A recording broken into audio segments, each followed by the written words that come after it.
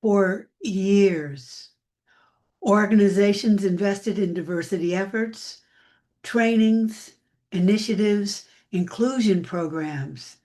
They changed the look of the room, but they didn't change what happens inside people when conversations get hard. When emotions rise, most of us do the same thing. We go quiet, we withdraw, we manage ourselves through the moment, but something true inside of us stays hidden.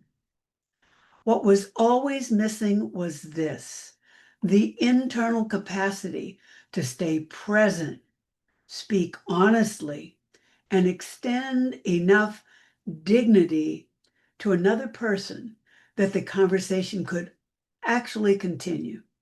That capacity has a name: sovereignty. My name is Diane Wong. I'm the director of the Racial Justice Collaborative. I grew up in a red-lined Black community in Cleveland, Ohio, attending Black schools where textbooks were worn, resources were thin, and the message underneath everything was that some children mattered more than others. I went on to Harvard Law School, where every resource imaginable was at my fingertips. I've lived both of those worlds in my body.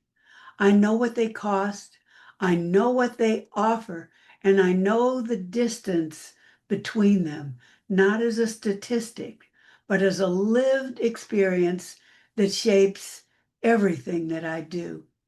I've sat at the table of power and the table of the marginalized.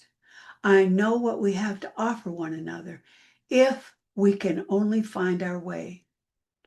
Through years of race dialogue and community work, something to the Racial Justice Collaborative became undeniable. We could teach history. We could hold space for mixed race dialogue. We could bring people into the same room and into real conversations. But when emotions rose, when something hard and true entered the air, people left. Not always physically, sometimes just inside themselves. They withdrew, they froze, they managed. What was missing was not more information, it was internal capacity.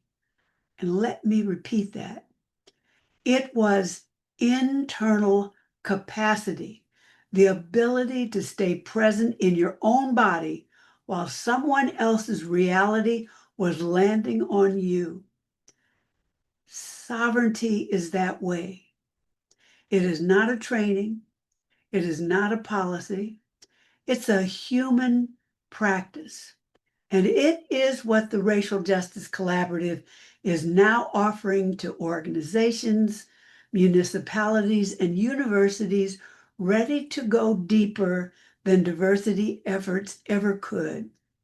If that is you, reach out and we will meet you there.